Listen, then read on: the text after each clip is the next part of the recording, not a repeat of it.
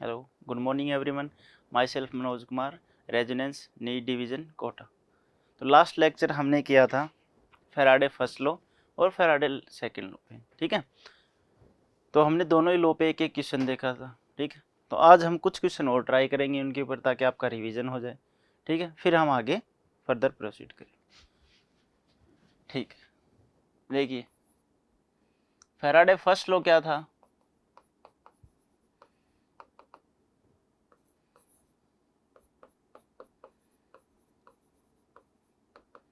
बताइए। Faraday first law बोलते हैं कि जितना वेट डिपॉजिट होगा वो किसके इक्वल होगा? इक्विलेंस मास, ठीक है sir, divided by 96500 into I into T, या फिर equivalents divided by 96500 into Q charge.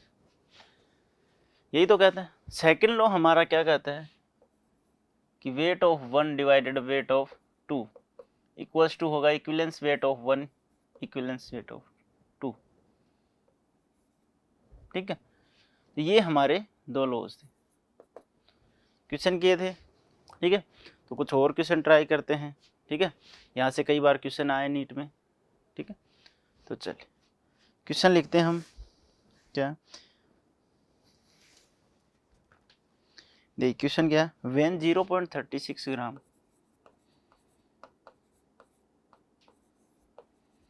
when 0.36 gram of a metal is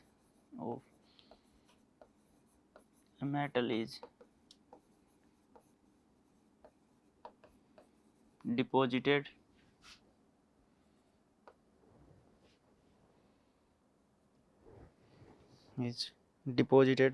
on the cathode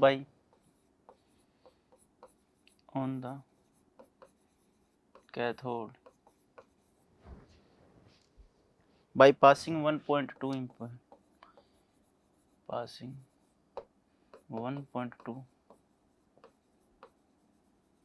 ampere current for 15 minutes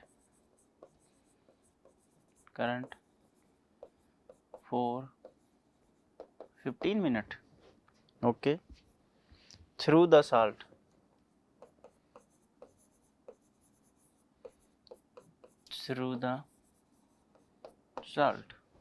ठीक है। चलिए आगे बोल रहे हैं साल्ट सोल्यूशन। आगे बोल रहे भाई atomic weight of metal is 96। Atomic weight दिया है बेटा, किसका? मेटल का 96।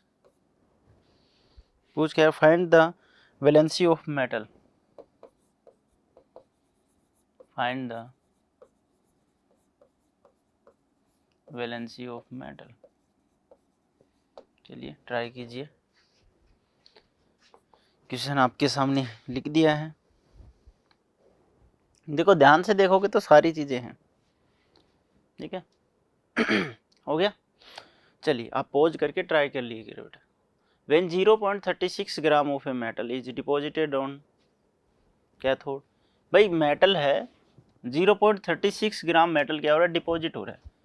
तो सर हमें वेट पता चल गया, कौन सा वेट जो डिपॉजिट होता है?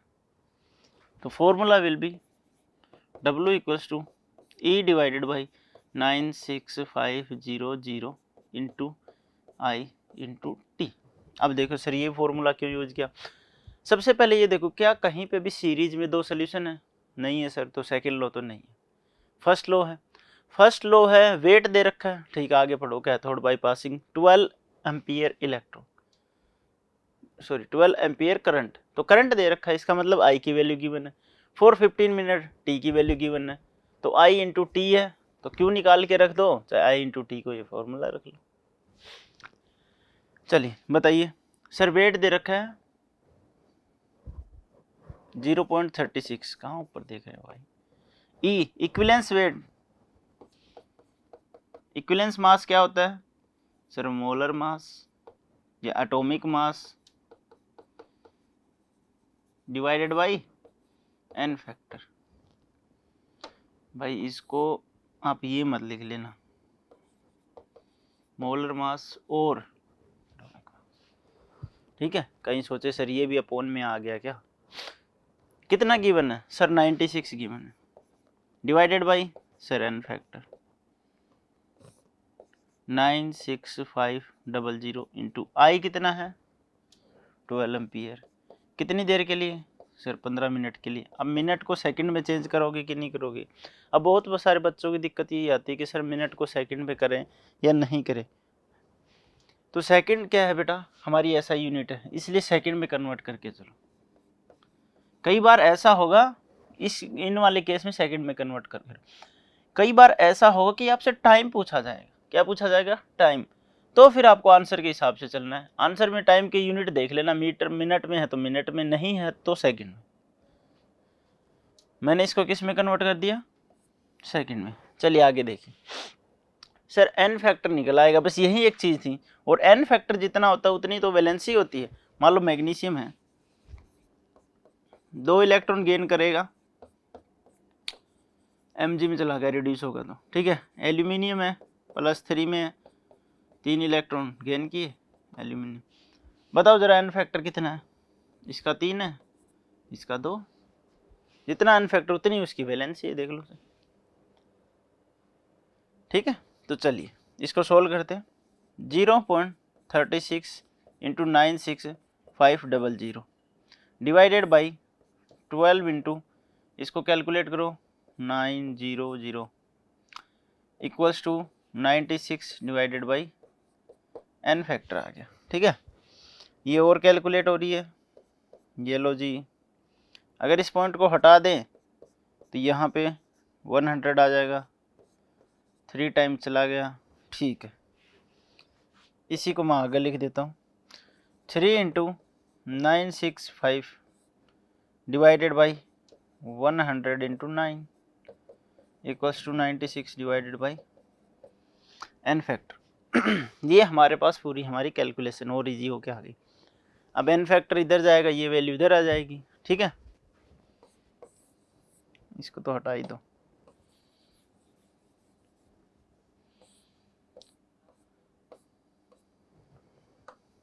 चलिए अब मैं बोल पा रहा हूँ n फैक्टर इधर जाएगा तो 96 इंटू 100 इंटू 9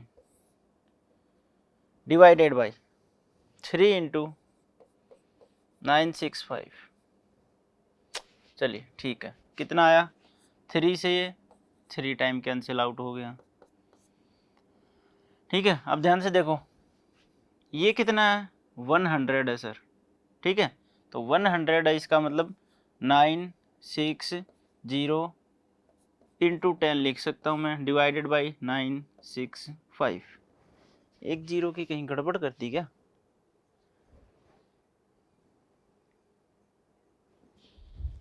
भाई 1.2 एम्पियर है। हाँ, क्योंकि 30 आ रहा है ना आंसर। चलिए देखिए, वो 1.2 एम्पियर है बेटा। यहाँ पे कितना होगा, 1.2। यहाँ पे भी कितना होगा, 1.2। अब ये पॉइंट हटेगा तो ऊपर कितना आ जाएगा, 10। अब ये वाला 10 यहाँ पे लिख दो, इसको मैं और सोल्व कर देता हूँ। ठीक है, अब नीचे सिर्फ 10 बचा है, और यहाँ पे भैया ये रहेगा। ठीक, अब ठीक है,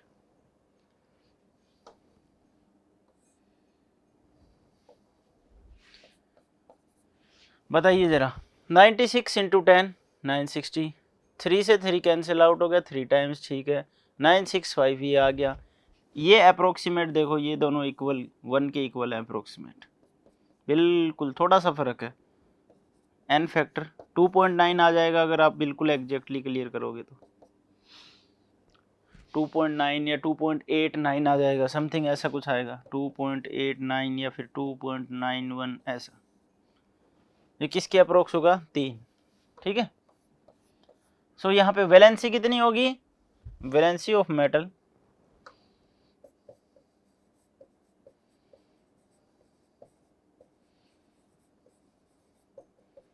विल बी 3। बताओ, बड़ा आसान सा क्वेश्चन था। ठीक है, तो बस इसी टाइप के क्वेश्चन बनेंगे। चलिए नोट कर लिया, नेक्स्ट क्वेश्चन देखिए। क्या कहता है नेक्स्ट क्वेश्चन कि what current in ampere will be, what current in ampere will be required to liberate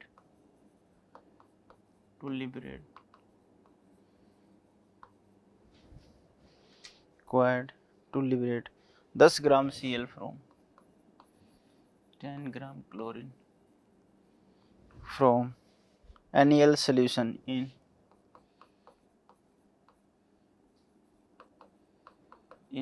1 hour, in a 1 hour। चलिए ट्राई कीजिए। आपने बताना है कि कितना करंट हम फ्लो करें कि 10 ग्राम Cl NaCl सॉल्यूशन से लिबरेट हो जाए। चलिए पॉज करो, ट्राई करो। हो गया? चलिए देखिए, हमें पता है कि सर NaCl का सॉल्यूशन है, उसमें जो Cl है नेगेटिव है, OH है जो नेगेटिव है, इन दोनों में से Cl विनर होता है। नेगेटिव कहाँ पे जाएगा बेटा? Positive pay. यस और नो? भाई नेगेटिव कहाँ पे जाएगा? जी sir positive pay. Positive pay जाएगा सर एनोड पे। ये आपको पता होना चाहिए बेटा, ये इसीलिए पहले करवाई थी। अगर ये एनोड पे जाएगा तो सर इसका क्या होगा? ऑक्सीडेशन। क्या होगा? तो मैं लिख सकता हूँ ना, Cl एट एनोड क्या होगा? Cl नेगेटिव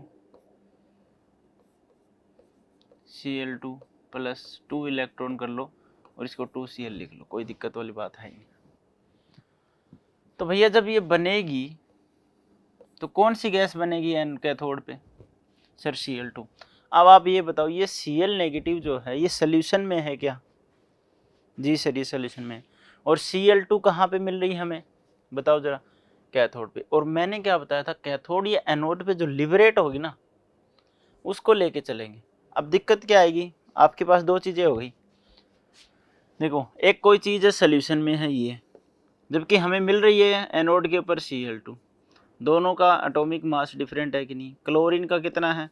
35.5, लेकिन इसका कितना है सर? 71। तो हमें सिर्फ ये चेक करना है कि कौन सा लिबरेट हो रहा है। एनोड और कैथोड वाला पोर्शन लेके चलेंगे। एनोड पे कौन? Sir Cl2। तो हम Cl2 को कैप्चर करेंगे पहले। चलिए सर इतना तो हो गया। वेट आपको गिवन है 10 ग्राम, फॉर्मूले में रख दीजिए। Weight equals to E divided by 96500। ठीक है, उसके बाद sir into I into T. ठीक, वेट गिवन है 10 ग्राम सर, ओके। E की वैल्यू क्या होगी क्लोरीन के लिए? अब क्लोरीन के लिए बच्चे सोचते हैं ये तो एक ही इलेक्ट्रॉन चेंज करेगा, 71 की 71 नहीं रहेगी। नहीं नहीं नहीं भैया, जब Cl2 का ऑक्सीडेशन होगा या रिडक्शन होगा तो 2Cl में कन्वर्ट होगी। ये लो देखो, Cl2 changes into 2Cl negative. यहाँ पे ध्यान देते हैं हम, रेडॉक्स रिएक्शन में पढ़ा था। कितने इलेक्ट्रॉन का चेंज? सर 2 का। तो 71 डिवाइडेड बाई 2 कितना हो जाएगा? 35.5 divided by 96500 into sir I की वैल्यू निकालनी है ना, एम्पियर। ठीक है, 1 आवर दे रखा है। चलो जी बताओ, अब इस 1 आवर को मैं मिनट में चेंज करूँ या सेकंड में चेंज करूँ? हाँ अभी बताया था। कैंसिल क्यों कर दिया भाई? कितना? 60 मिनट। अभी 60 मिनट को और मल्टीप्लाई कर दो, 60 सेकेंड हो जाएगा। ठीक है, चलिए देखते हैं। I की वैल्यू निकालनी है तो इधर ही ले जाओ सबको। क्या हो जाएगा बताओ? कि 96500 इंटू 10 डिवाइडेड बाई ये इसके नीचे 35.5, ये इससे मल्टीप्लाई तो 10 इंटू दिस, ये इसके नीचे। अब ये भी मल्टीप्लाई में है तो कहाँ जाएगा? नीचे। 60 इंटू 60 ही रखो इसको, तो चलिए देखिए 0 से 0 कट करते जाओ, 1 2 1 2, ठीक है। ये भी 36 है, ये भी 36 है, दोनों ही अप्रोक्सीमेट 36 है। कैलकुलेशन तो सोल्व करनी पड़ेगी भैया। 9650 डिवाइडेड बाई 3 5 मैंने इसका पॉइंट हटा दिया, ऊपर 10 चला गया, ठीक है, ओके। नीचे आ गया 6 × 6। तो चलिए फिर भैया सोल्व करके देख लेते हैं, हम तो ऐसे ही हैं। 2 से और कैंसिल आउट करते हैं, 2 3 6 5, और इसको 5 से, इसको 2 से कर दिया, 3 टाइम्स चला गया, ये 5 टाइम्स, सब से चला गया 71। ओके सर जी, अभी इससे ज़्यादा होगा नहीं। ये कितना हो गया 18 को इससे मल्टीप्लाई करो, ऊपर हो गया 9650, ये 18 है, 18 1 कम 18, 26 और 1 127।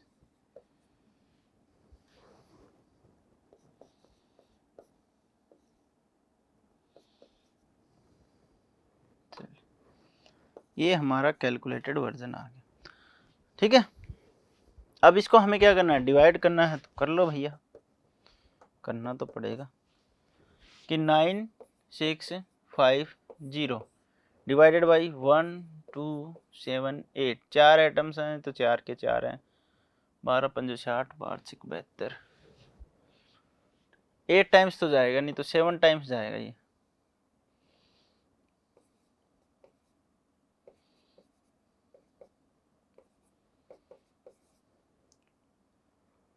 फाइव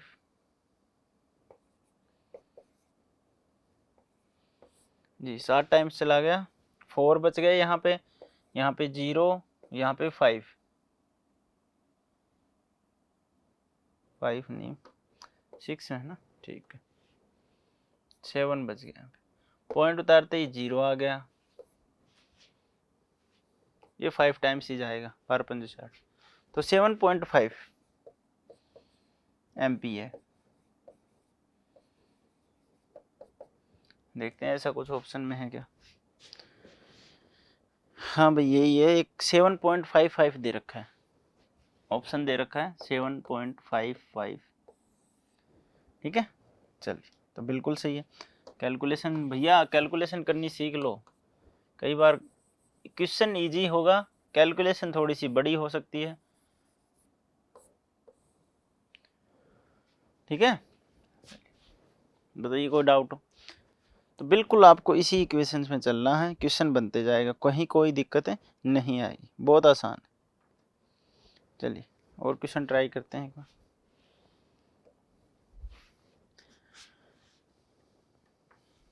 फिर से यही पूछा है, लिखा है, नेक्स्ट क्वेश्चन देखते हैं। What is current to be passed, ये नहीं है, गलत है, व्हाट करंट आएगा पहले, what current is to be passed,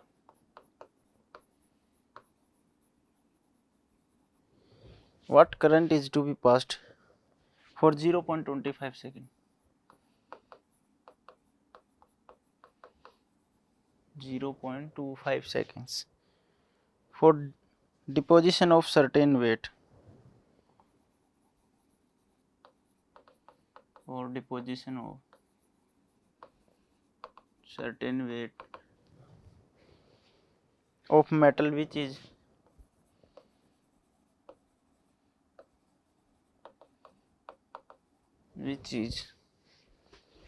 equals to its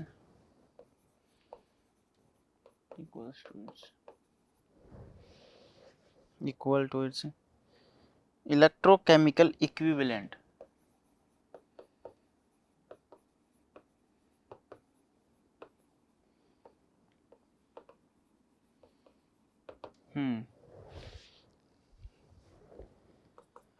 चलिए कीजिए। देखो पूछ रहा है कि क्या करंट हम पास करें 0.25 सेकंड में कि डिपोजिशन हो वो इक्विवेलेंट वेट, तो W इक्वल्स टू क्या हो जाए, Z हो जाए, ये पूछा है। W इक्वल्स टू Z हो जाए। चलिए देखिए question, what current is to be passed for 0.25 second 0.25 for deposition of certain weight of metal which is equals to. ठीक है, चलिए फर्स्ट लॉ हमारा क्या कहता है, W equals to E divided by 96500 into I into T. ये भाई साहब बोल रहे हैं कि करंट हमने पास कर दिया, कितना टाइम लगेगा कि E की वैल्यू है वो W के इक्वल हो जाए, यही तो बोल रहे हैं। E की वैल्यू किसके इक्वल हो जाए सर, W के। तो कहीं पे भी एक वैल्यू रख लो। अकॉर्डिंग टू क्वेश्चन,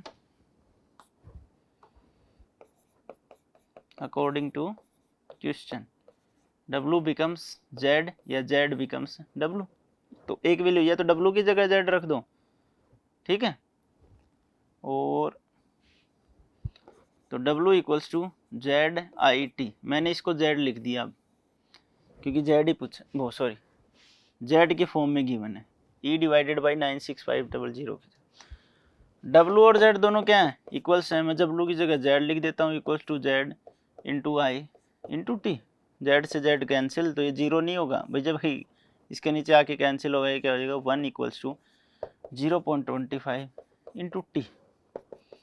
इधर आ जाएगा 1 डिवाइडेड बाई 0.25, 100 डिवाइडेड बाई 25, ये कितना आ गया 4, बस। ठीक है, तो हमें कितना, अरे उल्टा लिख दिया, ये क्या निकालना हमको, I की वैल्यू। ठीक है, I will be 4 ampere, I will be 4 ampere. अगर हम 4 एम्पियर का करंट पास करें इतनी देर चलाएं, तो इसका जो वेट होगा, डिपोजिशन का वेट, वो किसके इक्वल हो जाएगा बेटा, W के। किसके इक्वल हो जाएगा, W। ठीक है, चलिए एक छोटा सा फॉर्मूला और है, आप कहीं बीच में लिखना चाहो तो लिख सकते हो। जैसे किसी चीज़ की हम एफिशिएंसी देखते हैं, तो एफिशिएंसी कैसे देखते हैं भाई, टोटल इतना काम होना चाहिए था लेकिन किया इतना। जैसे कि मैं मेरी एफिशिएंसी देखूँ, मान लो पता लगे मुझे आपको 2 घंटे का लेक्चर डिलीवर करना है, मैंने किया आपको 1.15 मिनट का, तो मैंने कितना किया 1.15 मिनट का, करना कितना था 1.15 आवर का, 2 आवर का करना था, तो ये मेरी क्या हो गई, एफिशिएंसी हो गई कि नहीं होगी। 100 से मल्टीप्लाई कर दो तो परसेंटेज एफिशिएंसी हो गई। ठीक है, मतलब कितने में से कितना काम मैंने किया, जैसे आप परसेंटेज निकालते हो बिल्कुल वैसा ही है। नहीं निकालते हो क्या, ये आदमी भैया इतना % काम किया, ठीक है, इस आदमी का 100% रिकॉर्ड रहा है, इस आदमी का 90% है, जैसे आपके परसेंटेज होते हैं डिटो वही। ठीक है, लिखिए करंट एफिशिएंसी।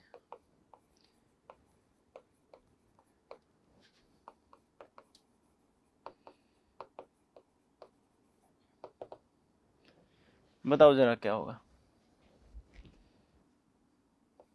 नीचे क्या आएगा,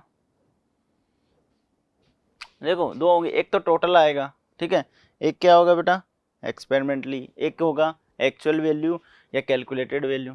ठीक है, तो यहाँ नीचे लिखो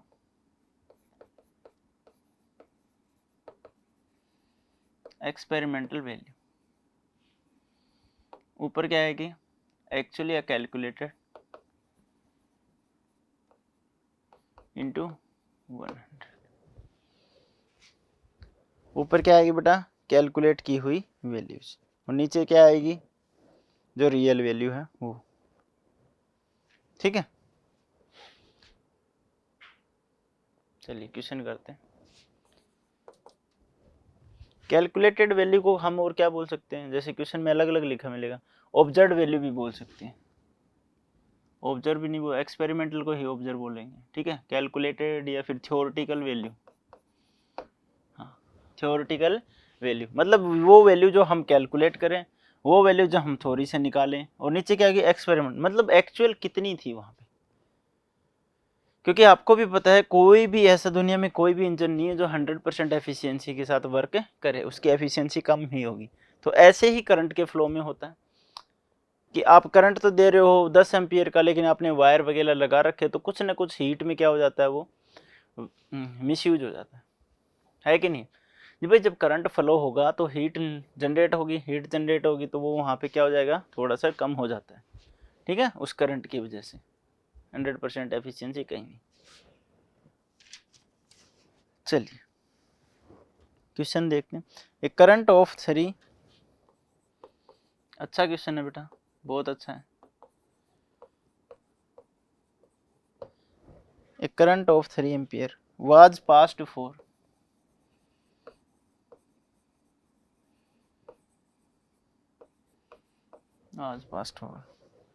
2 hours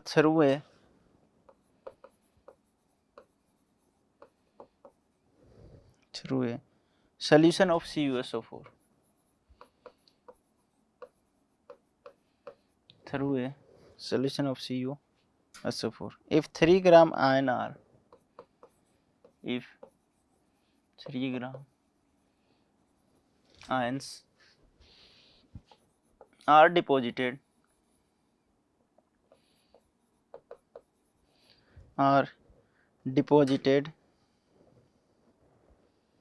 discharge at cathode, ions deposited नहीं, इसने दे रखा है, ions discharge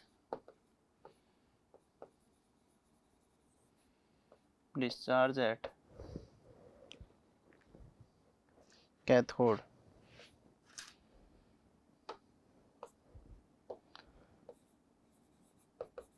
discharge at cathode, then find current efficiency.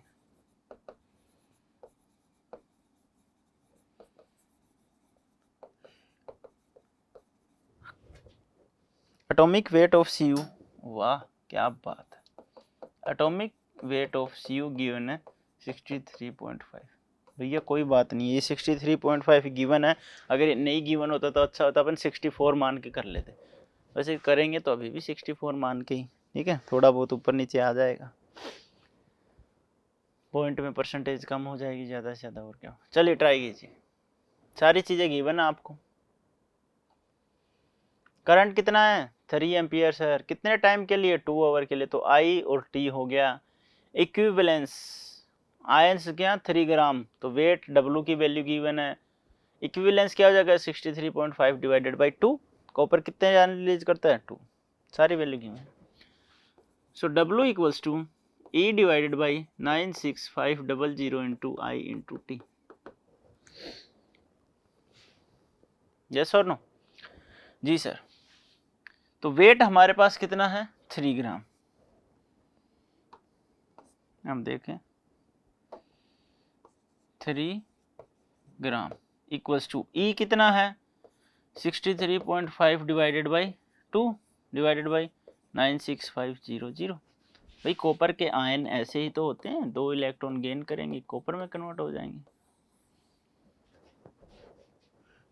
N factor कितना 2। अब बच्चे क्या करते हैं, यहाँ पे आई की वैल्यू रख देते हैं और यहाँ पे टी की वैल्यू रख देते हैं, 2 ओवर ये मिनट में चेंज, ये सेकंड में चेंज। बच्चे क्या करते हैं आई की वैल्यू रख देते हैं। अरे देखो भाई एक करंट था 3 एम्पियर का पास किया गया, ये क्वेश्चन ये कह रहा है कि एक करंट था, ये क्वेश्चन इसमें 3 एम्पियर का करंट हमने पास किया, उसके बाद ये रिजल्ट आए, ठीक है।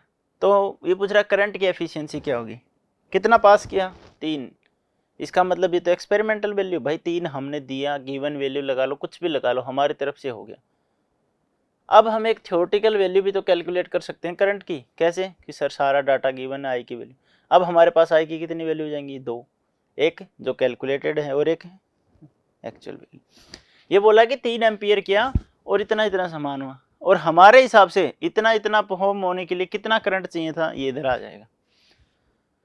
देखिए 3 इंटू 96500, ठीक है, इधर आ जाएगा 2 into 60 into 60 equals to 63.5 divided by 2 into आई।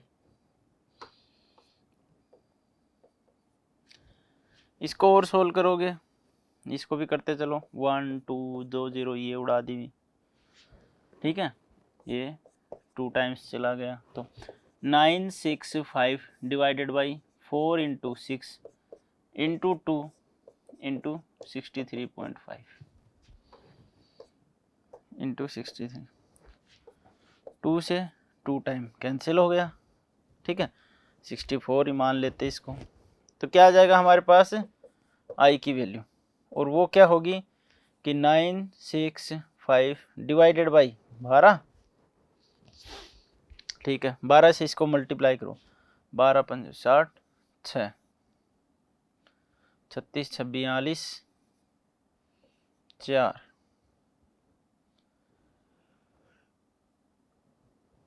72 4 76, यहाँ पे एक पॉइंट आ जाएगा, ठीक।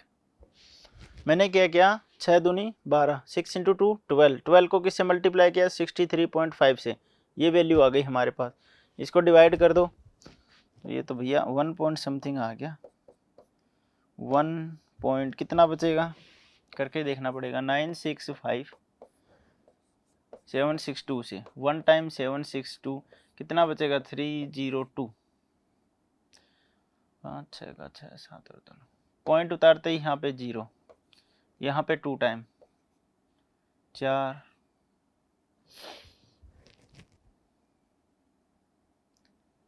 और 1 15, ठीक है। चलिए बच गया 6, ठीक है सर। यहाँ पे 0, यहाँ पे 5 और ले क्या 1.2, 1.2 काफ़ी रहेगा, अगर लें तो 7 7 49, 6 जाएगा 1.26, ठीक है 1.26। चलिए अब देखो क्वेश्चन में हो गई गड़बड़। अगर आपको 2 घंटे तक करंट दौड़ाना है, 3 ग्राम वेट क्या करना आपको फाइंड आउट करना है, तो सिर्फ और सिर्फ 1.26 एम्पियर करंट ही चाहिए। कितना करंट चाहिए हमें 1.26 करंट चाहिए सर, इससे ज़्यादा नहीं चाहिए। लेकिन बंदा कितना करंट लगा रहा है 3 एम्पियर लगा रहा है भाई, पहले सिस्टम में कितना लगा रहा है 3 एम्पियर बोल रहा है, और चाहिए कितना 1.26, बाकी क्या हो गया वेस्टेज, बाकी क्या हो गया वेस्टेज। तो लिख दो करंट एफिशिएंसी विल बी, अपने पास कितना है कैलकुलेटेड सर, हमें इतना ही चाहिए था, टोटल कितना गिवन है सर 3 इंटू 100, क्या हो जाएगा, अरे भैया ये तो फिर से करना पड़ेगा, ठीक है। तो 1.2 ले लेते हैं, 1.26 को 3 से नहीं जाएगा, 3 चौक 12, 3 2 6, 42%, ये हो गया 0.42 इंटू 100। जब 3 को इससे डिवाइड करोगे तो 0.42 आएगा, सीधा ही था, देखा ही नहीं, और 42%, ठीक है।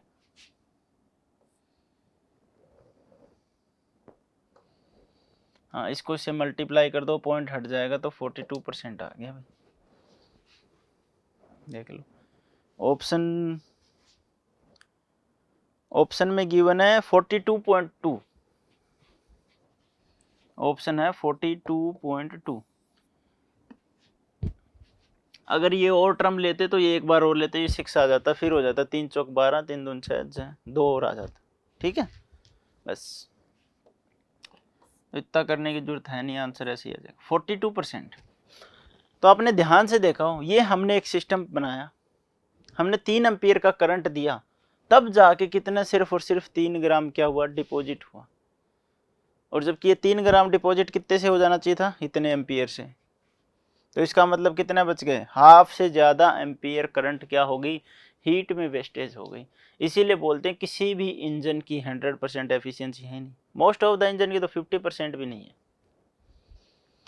50% भी किसी किसी इंजन की है एफिशिएंसी, ठीक है। जितना हम उसको देते हैं उसका वो 50% ही काम करते हैं, करते भी नहीं है, यही देख लो, ठीक है। तो इतना वेस्टेज हो जाता है, कोई हीट में, कोई किसी में, कोई कुछ किसी में, ठीक है। चलिए नेक्स्ट क्वेश्चन देखते हैं, अगर है तो कोई। नहीं ये भी आसान है।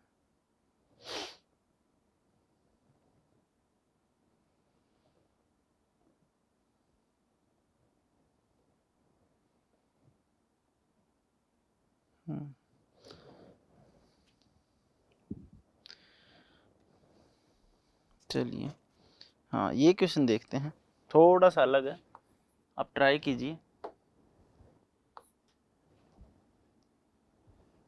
ठीक है, चलिए देखते हैं। And current of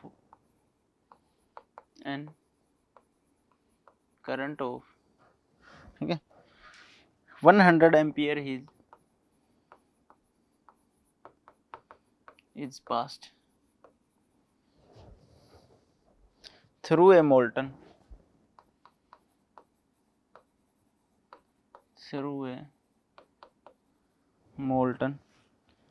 liquid of NaCl। ठीक है, ठीक है, for 5 hours। ठीक है सर जी। कैलकुलेट द वॉल्यूम ऑफ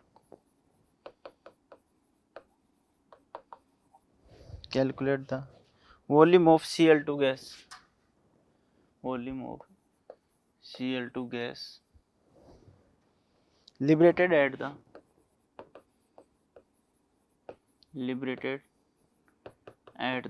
किस पे मिलेगी, एनोड पे, इलेक्ट्रोड एट NTP,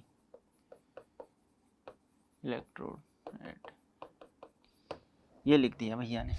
चलिए ट्राई कीजिए फटाफट। ठीक है, करंट कितना दे रखा है, टाइम दे रखा है 100 एम्पियर, टाइम दे रखा है 5 आवर्स। ठीक है, क्लोरीन की वैल्यू बताइए आपको कैसे लिखना है। ठीक है, चलिए जी फटाफट कर दीजिए।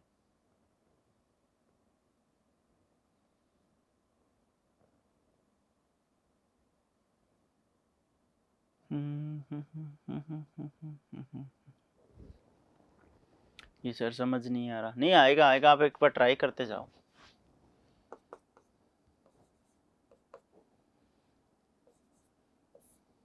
चलिए यही फॉर्मूला लगेगा, और बताओ। चलो एक हिंट देते हैं हम। देखो किसी भी चीज़ की वॉल्यूम निकालना हो, उसका वेट निकालना हो, तो हम क्या करते हैं, पहले मोल में कन्वर्ट करते हैं। इसको आप मोल बना के देखो, अगर आपसे मोल बन रहा है तो।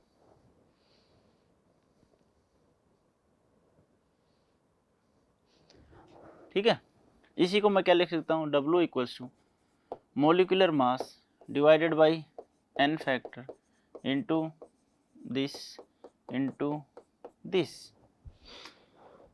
चलिए, ये मोलिकुलर मास किसका है सर, क्लोरीन गैस का। ये उसके सर n फैक्टर।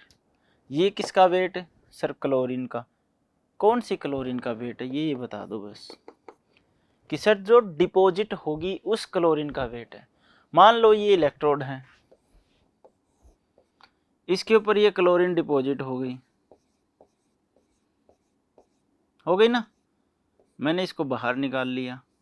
ठीक है, ये क्लोरीन डिपॉजिट होगी, मैं वैसे बताता हूँ वेट होता नहीं है, मैं बोल रहा हूँ इसका 36 ग्राम वेट है। आप क्या करोगे बताइए जरा सर, 71 से डिवाइड कर देंगे, क्या आ जाएंगे, मोल।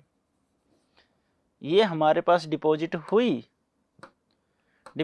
उसका वेट है। अगर उसका वेट गिवन है तो उसको हम मोलर मास से डिवाइड करके मोल निकाल सकते हैं। तो ये जो डिपॉजिट होगी उसका क्या है, वेट। अगर मैं मोलर मास को इधर ले आऊं तो ये क्या हो गया, number of mole equals to क्या हो गया, I into T NF into 96500। चलिए अब ट्राई कीजिए। ठीक है, अब तो हो जाएगा ना, या अभी भी नहीं हो रहा, क्या बताएं सर, दुविधा में है।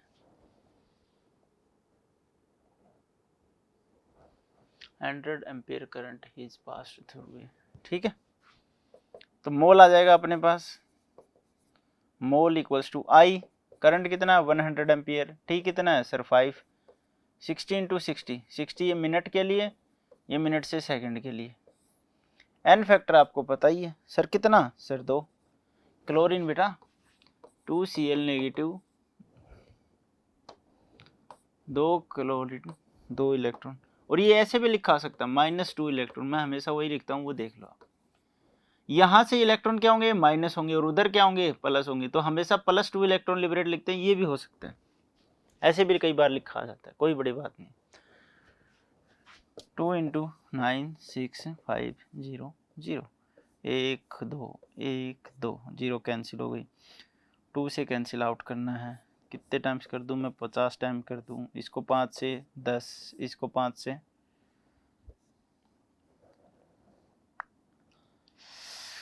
5 1 ओके, कितना बच गया, 4 6 45 1 193, ठीक है।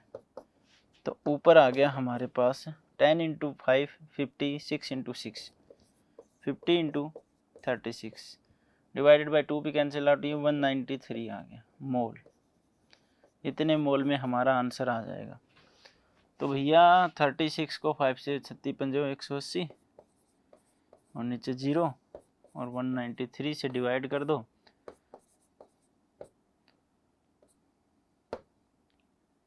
9 टाइम्स चला गया, 9 3 27 2 81 82 83 8 9 1 कम 9 और 8 17, ये तो भैया 9 से भी ऊपर आ गया। चलिए कैलकुलेट करते हैं, जितना आ रहा है हमें क्या लेना देना। 0 2 ठीक है,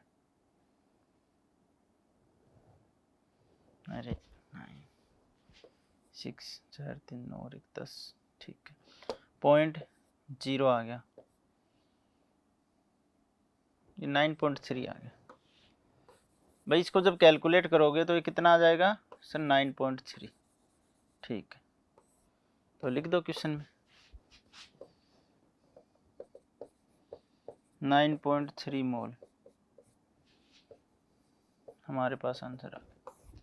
जब हमारे पास मोल होते हैं तो given volume divided by sir 22.4 litre, mole कितने हैं sir 9.3 into 22.4 litre equals to given volume आ जाएगा।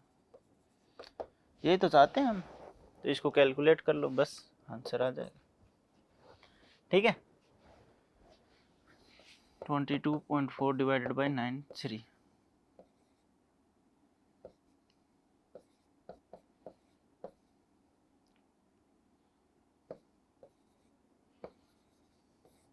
To 7 1 8 0 2 1 2 1 2 208.32 litre equals to volume आ गई। इतनी आएगी क्या, अगर 10 होती तो 220 हो जाता, ठीक है। ये 9 है तो 208, हाँ इतनी आनी चाहिए, 208.9 लीटर आ रही है इसमें अपना 3, ठीक है। तो कैलकुलेशन का डिफरेंस है।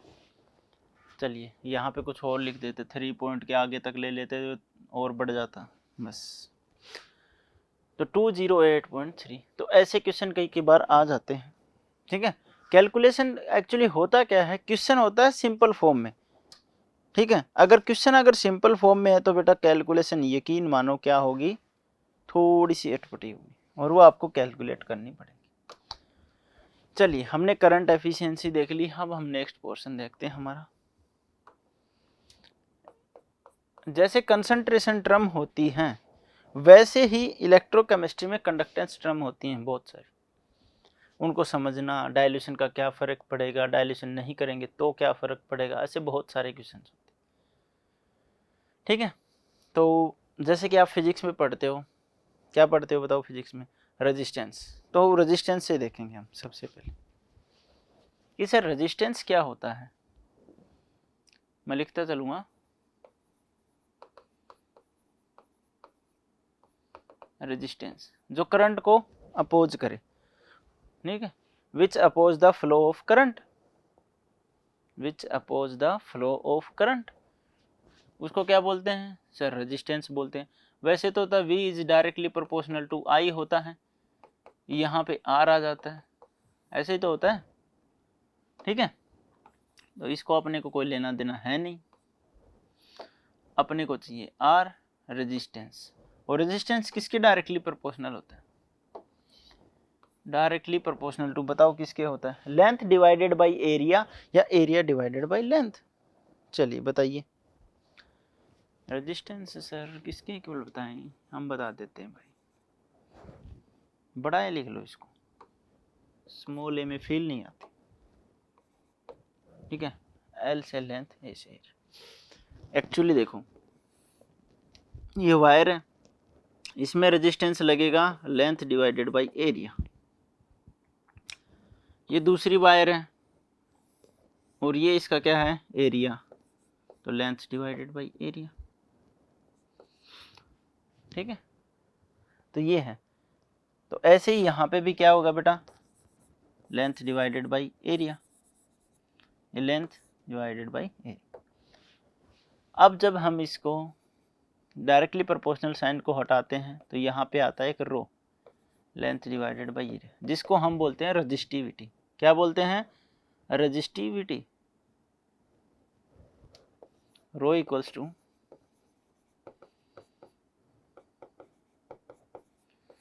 resistivity. So R equals to rho into L divided by A, length divided by area। अगर length divided by area आपके पास आ गया तो उससे होगा क्या सर। अब देखो अगर मैं रेजिस्टिविटी निकालना चाहूँ, सेकेंड केस, रेजिस्टिविटी विल भी क्या होगी, R into A divided by L, होगी कि नहीं होगी, ठीक है सर, ठीक है सर। इसकी यूनिट बताइए, रेजिस्टेंस की यूनिट सर ओम, या फिर ऐसे भी लिखते हैं, ठीक है, ये दोनों यूनिट होती हैं। एक चीज़ का आप अच्छे से ध्यान रखना, किस चीज़ का ध्यान रखें सर, कि जो भी यूनिट यहाँ पे होंगी, यूनिट बड़ी खतरनाक है, आपको यूनिट एज इट इज़ याद रखनी पड़ेगी, रिमेंबर रखनी पड़ेगी, और मल्टीपल आता है, जैसे कि ओम इनवर्स हो गया, ओम इनवर्स का साइन हो गया, उसको सीमंस या कोई साइमन बोल देता है अलग अलग, या मैं होगा, आपको कभी भी नाम से गिवन नहीं होगा, आपको यूनिट से अंदाज़ा लगाना पड़ेगा कि आपको गिवन क्या है। ये सबसे बड़ा ड्रॉबैक है, ठीक है, आपको यूनिट तो याद रखनी पड़ेगी भी, और कोई। अब रेजिस्टेंस है, ये हमारी टर्म्स नहीं है, ये बस पढ़ाने के लिए। अब आता है कंडक्टेंस, जिसको हम सी से डिनोट करते हैं। ये क्या करता है, which oppose the flow of current, ये क्या करेगा, with ease of the current, ease of the current, चलिए, और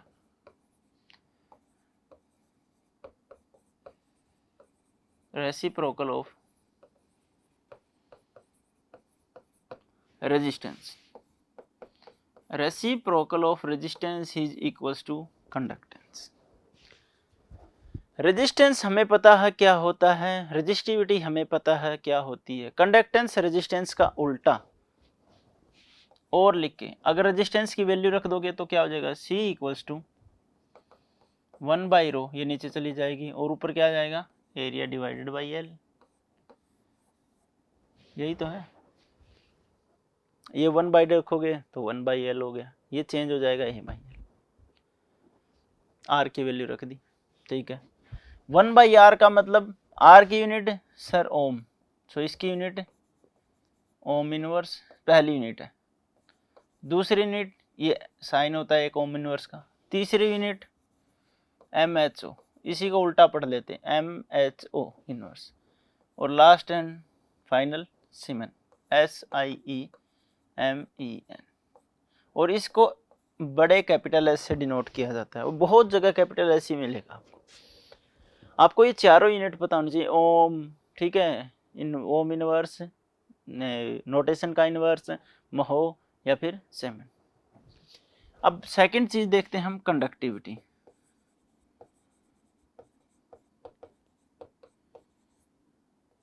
क्या बोलते हैं इसको, कंडक्टिविटी, जिसको हम कप्पा से डिनोट करते हैं। आप के लिखते हो ना, के को थोड़ा सा और बैंड कर दो बस, उसके मुंह को लिखो, रेसिप्रोकल ऑफ रेजिस्टिविटी,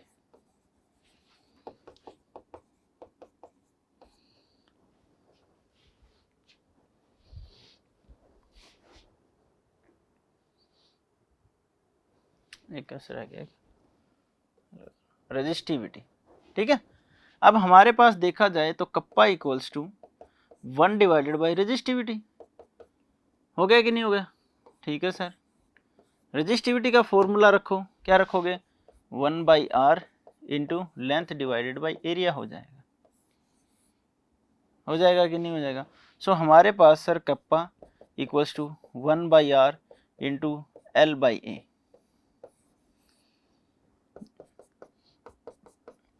1/r क्या होता है सर? 1/r देखो क्या होता है, 1/r होता है कंडक्टेंस C इंटू L/A को मैं लिख लेता हूँ, ये लो जी L/, इसी के नीचे लिखना, एक ही में कर लेना, ये हो गया कंडक्टेंस इंटू इस L/A को बोल देते हैं सेल कांस्टेंट। बहुत बार इसको सेल कांस्टेंट लिखा हुआ आ जाएगा, ठीक है, तो दोनों सेम ही है, ये मैंने इसको लिख दिया। Kappa equal to reverse of resistivity, हमने वैल्यू पुट कर दी रेजिस्टिविटी की, कप्पा आ गया 1/r को कंडक्टेंस, L/A को क्या मान लिया? Cell constant. चलिए अब आपको पता ही है कप्पा की वैल्यू ये है, इसी को देख लो। C की यूनिट क्या है sir? Ohm inverse, sir ohm inverse, okay. Second, length divided by area, अगर लेंथ सेंटीमीटर में है तो एरिया क्या होगा? सेंटीमीटर स्क्वायर, तो क्या बचेगा? Centimetre inverse. अरे भैया देखो, ये लेंथ है, ये एरिया है, लेंथ अगर सेंटीमीटर है तो एरिया सेंटीमीटर स्क्वायर, ये मीटर है तो मीटर स्क्वायर, नीचे से ऊपर जाएगा एक तो कैंसिल हो गया, एक ही बचेगा मीटर इनवर्स या फिर सेंटीमीटर इनवर्स, वही तो लिखा है, हाँ जी वही तो लिखा है। चलिए, या फिर क्या लिखा आ सकता है? महो सेंटीमीटर इनवर्स, या फिर क्या लिखा आ सकता है? ओम इनवर्स सेंटीमीटर इनवर्स, या फिर क्या लिखा आ सकता है? सीमेन इनवर्स। सीमेन को ऐसे डिनोट करते हैं, ध्यान देना महो और सीमेन इनवर्स में नहीं है, ये एज इट इज होते हैं, ओम इनवर्स ही होता है, ठीक है। तो ये हमारे पास दो चीजें थी हमारी जो हमने रीड की, ठीक है। चलिए अब एक कंडीशन ऐसी है, मैं समझा देता हूँ, लेंथ डिवाइडेड बाय एरिया किसका लेना है? ऐसा ही तो है हमारा सेल,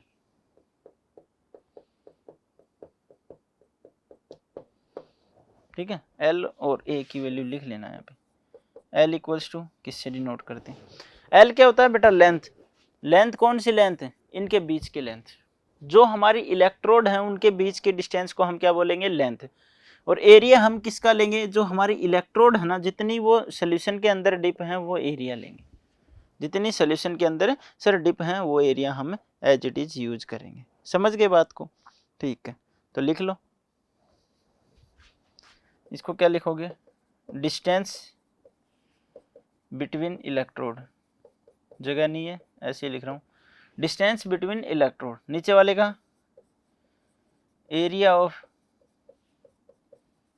इलेक्ट्रोड या area of dipped electrode, dipped electrode, area of dipped electrode, ठीक है। चलिए इनके बीच के डिस्टेंस हो रही, क्या ऐसा हो सकता है कि length divided by area same हो जाए? भाई लेंथ हो 1 सेंटीमीटर की और एरिया किसी तरह से 1 सेंटीमीटर स्क्वायर आ जाए तो क्या होगा बताओ? कंडक्टिविटी, इसको स्पेसिफिक कंडक्टेंस भी बोलते हैं। किधर गया ये? अगर लेंथ डिवाइडेड बाय एरिया क्या हो जाए? 1 हो जाए तो कप्पा इक्वल्स टू C, ये वाली condition, kappa will be C। लिखते यार इसको, कहीं तो लिखते हैं। चलिए यहाँ पे लिख लेते हैं इसी का, if L divided by A equals to 1 then kappa equals to C special condition, इसी को हम क्या बोलते हैं, SPECIFIC स्पेसिफिक कंडक्टेंस।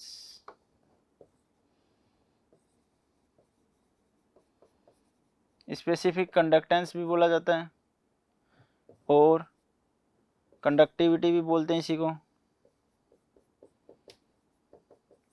ठीक है।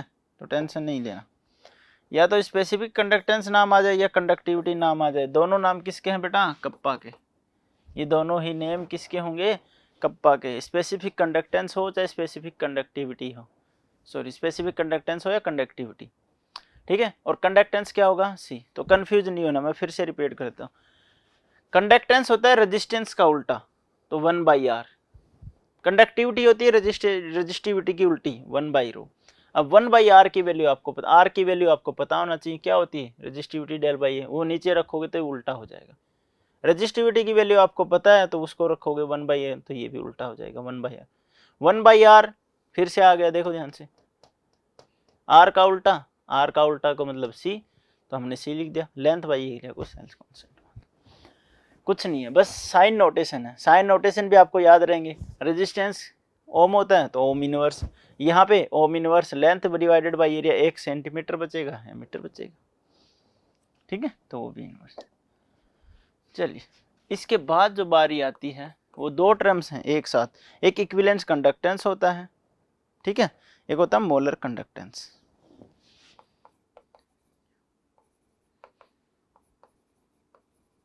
इक्विवेलेंट कंडक्टेंस, ठीक है, और ये दोनों ही नोटेशन इसके। चलिए इक्विवेलेंट का मतलब देखो भाई, जहां हम मोलर की बात करते हैं तो मोल की बात करते हैं सर, इक्विवेलेंट की बात करेंगे तो हम किसकी बात करेंगे, equivalence, number of gram of equivalence, ठीक है। तो कहने का मतलब ये है कि 1 ग्राम इक्विवेलेंस इलेक्ट्रोलाइट किसी गिवन सॉल्यूशन की वॉल्यूम में हो, ठीक है। जैसे कि 1 मोल पर 1 लीटर, अगर हम स्टैंडर्ड कंडीशन में लेके चले, आइडियल कंडीशन लेके चले कि 1 मोल 1 लीटर में हो, तो मोलरिटी कितनी, 1 मोलरिटी। ऐसे इसके लिए डिफाइन करें तो कि सन 1 ग्राम इक्विवेलेंट इनटू 1 लीटर लेके चल सकते हैं कि नहीं लेके चल सकते, बिल्कुल लेके चल सकते हैं, ठीक है। तो कर दो 1 ग्राम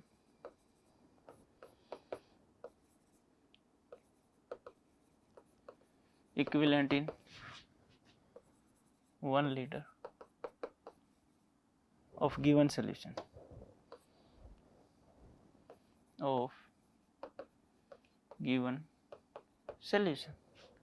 इसी को हम क्या बोलते हैं, स्पेसिफिक कंडक्टेंस या कंडक्टिविटी, ठीक है। चलिए ये होता क्या है, इक्विवेलेंट और इक्विवेलेंस। एक्चुअली ये होता है kappa into volume, kappa into वही वॉल्यूम। चलिए जी ठीक है सर, वी वॉल्यूम है, ठीक है। कप्पा का किसके साथ है, वॉल्यूम के साथ रिलेशन। अब देखिए आप क्या करोगे, बताइए जरा कि सर कप्पा क्या हो गया, हमारे स्पेसिफिक कंडक्टिविटी होगी, ठीक है, या फिर स्पेसिफिक कंडक्टेंस या कंडक्टिविटी इनटू वी वॉल्यूम, इसी को हम क्या बोलते हैं, इक्विवेलेंट कंडक्टेंस। और ये हम निकालेंगे किसके लिए, 1 gram equivalent in 1 litre of given solution. हमारे पास अगर मान लो एक नॉर्मल कंडीशन है तो।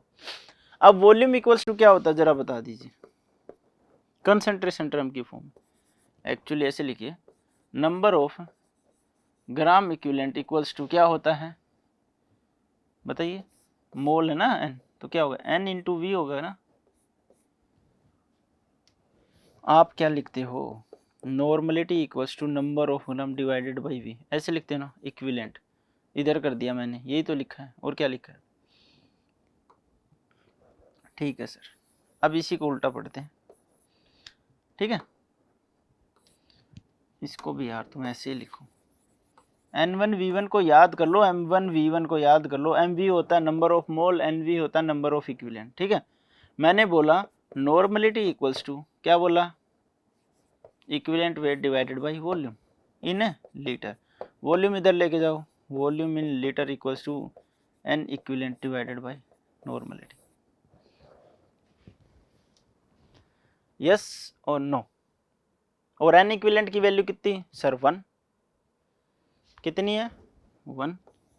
सो volume equals to 1 divided by n, है कि नहीं है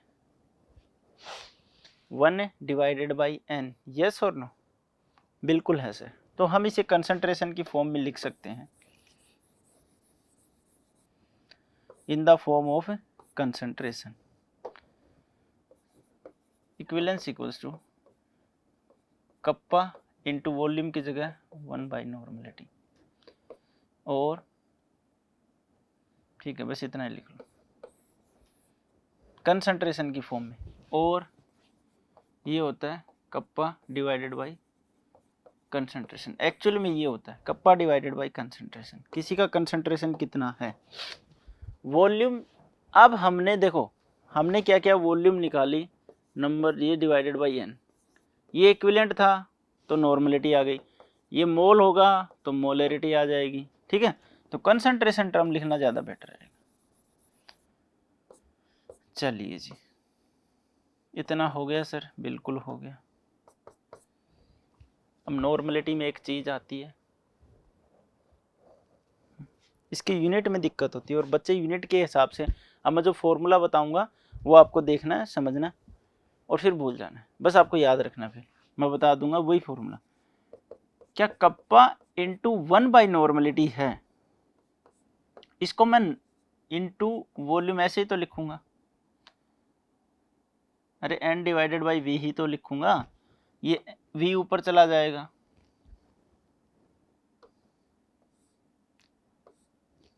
यानी कि एन इंटू वी। अब समझते जाओ, ये इक्विवेलेंट है और ये वॉल्यूम है।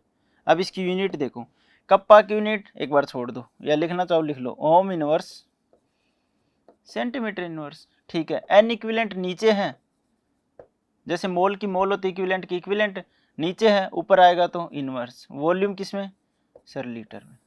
ये आ गई हमारे पास। अब देखो हमारे पास दो यूनिट आ गई, एक लीटर एक सेंटीमीटर, एक लीटर एक सेंटीमीटर। एक बार लिख लेना, इसको मैं वापस उसी फेज में लिख देता हूं। ये लीजिए 1 डिवाइडेड बाई नॉर्मलिटी। अब या तो सेंटीमीटर को लीटर में लेके चलो, या सेंटीमीटर को चलो लीटर को किस में कन्वर्ट कर लो, सेंटीमीटर में। ये आपके विचार है, ठीक है। क्वेश्चन आएगा हमेशा सेंटीमीटर में या फिर मीटर में। तो चलिए देखते हैं, हम लीटर को कन्वर्ट कर लें। लीटर कभी नहीं आएगा इक्वेशन में, ना कभी यूनिट में पूछा जाएगा। बताइए 1 ml equals to sir 1 centimetre cube, 1000 ml यानी कि 1 litre equals to sir 1000 centimetre cube. Right और रॉन्ग? तो यहाँ पे लिखोगे, क्या लिखोगे, centimetre inverse equivalent inverse litre की जगह 1000 centimetre cube.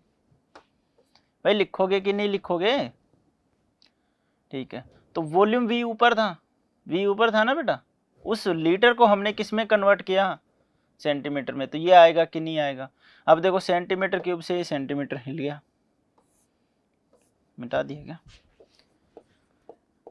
Ohm inverse centimetre equivalence, और ये सेंटीमीटर क्यूब इंटू 1000। ये क्यूब है, ये -1 है, ये -1 है, कितना बचेगा, ओम इनवर्स सेंटीमीटर का पावर -2, ठीक है। और यहाँ पे क्या आ जाएगा, इक्विवेलेंट की पावर -1, फिर -2 लिख दिया, +2 बेटा, प्लस का 3 है, प्लस का 2 बचेगा इक्विवेलेंट इंटू 1000।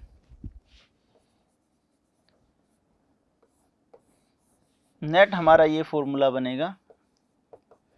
सर 1000 कहाँ से आया बेटा, वॉल्यूम लीटर में था, उसको हमने किस में कन्वर्ट कर लिया, सेंटीमीटर में।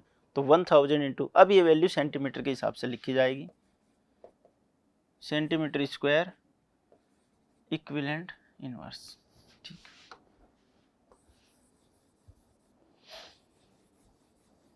बहुत इंपॉर्टेंट है। ठीक है, चलिए लिख लिया इतना। ओम इनवर्स की जगह क्या आ सकता है बेटा, महो आ सकता है, ठीक है, और महो सेंटीमीटर स्क्वायर इक्विवेलेंट इनवर्स, और क्या आ सकता है सर, साइमन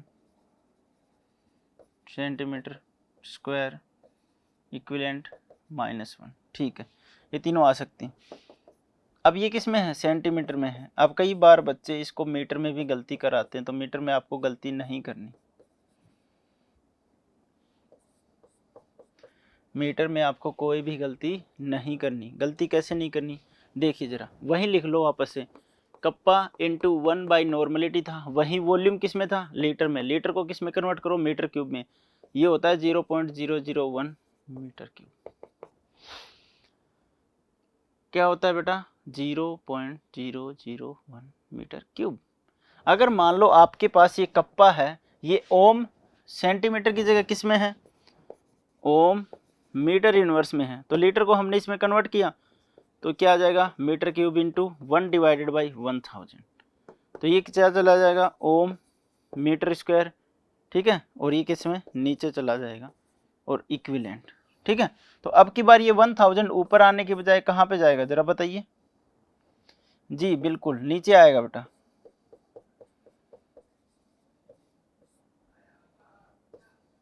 ठीक है, दोनों में डिफरेंस है, आपको कंफ्यूज नहीं होना। ये किसके लिए यूज करोगे आप, अगर मीटर में है तो, ठीक है, और वो किसके लिए यूज करोगे, अगर सेंटीमीटर में है तो, ठीक है। नेक्स्ट हमारी टर्म है मोलर कंडक्टेंस।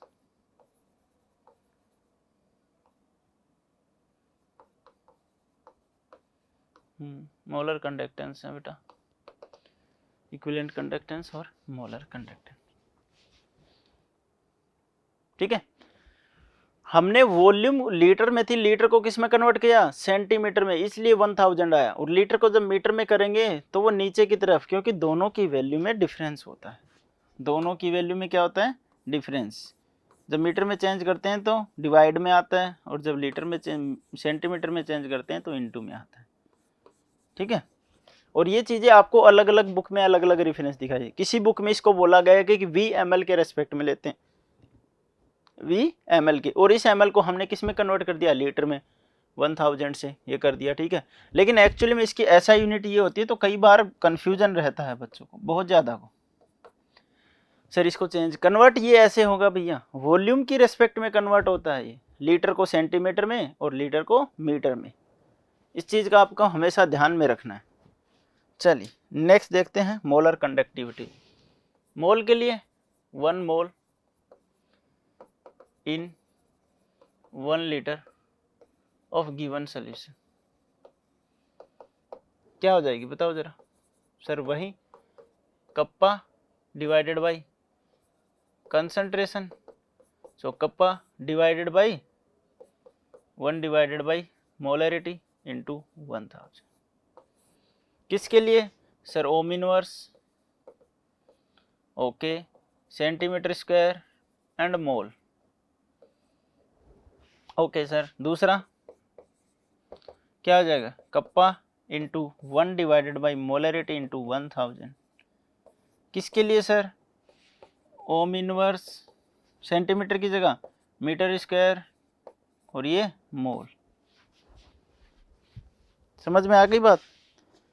तो ये हमारे पास दो चीज़ें हैं, ओके, मोल इनवर्स, सॉरी भाई, हाँ नीचे की तरफ है ना, इक्विवेलेंट का इनवर्स, मोल का भी इनवर्स। तो आप इन दोनों ही चीज़ों का ध्यान रखना, आपने ये दोनों फॉर्मूले यूज करने हैं, और कब यूज करने हैं, कैसे यूज करने हैं, वो मैं बता देता हूँ, ठीक है। ये वाला मान लो क्वेश्चन के अंदर क्या गिवन है, ये वाली वैल्यूज गिवन है, ये वाली वैल्यू गिवन है, या ये वाली वैल्यू गिवन है, हमें पता नहीं चला, या तो ओम इनवर्स सेंटीमीटर इनवर्स देगा, तो आपको ये फॉर्मूला अप्लाई करना है। मान लो ये वैल्यू दे रखी, नॉर्मलिटी पूछ रखी है आपसे, तो कौन सा फॉर्मूला, सर ये वाला फॉर्मूला, और अगर मीटर में दे रखा है तो सर ये वाला फॉर्मूला रखना। दूसरी चीज, अगर कप्पा की वैल्यू ओम सेंटीमीटर दे रखी है तब भी ये वाला फॉर्मूला, अगर कप्पा की वैल्यू मीटर में दे रखी है तो ये वाला फॉर्मूला। ऐसे ही वहां पे मोलरिटी निकालनी हो या इक्विवेलेंस निकालना हो, मीटर में दे रखा है तो मीटर वाला फॉर्मूला, सेंटीमीटर में दे रखा है तो सेंटीमीटर वाला फॉर्मूला। कोई क्वेश्चन गलत नहीं होगा, आप करके ट्राई कर सकते हैं, ऐसी कोई बात नहीं है ऐसे लगे कि अलग अलग बुक में अलग अलग रेफरेंस है, कोई नहीं, आपको बस दे फॉर्मूले। सेंटीमीटर है तो ऊपर 1000, मीटर है तो नीचे। ठीक है, चलिए इसके अलावा इस पे क्वेश्चन करते हैं हम। ठीक है, कुछ क्वेश्चन करेंगे नेक्स्ट टर्म में। ठीक है, तो चलिए आज के लिए इतना ही काफ़ी है।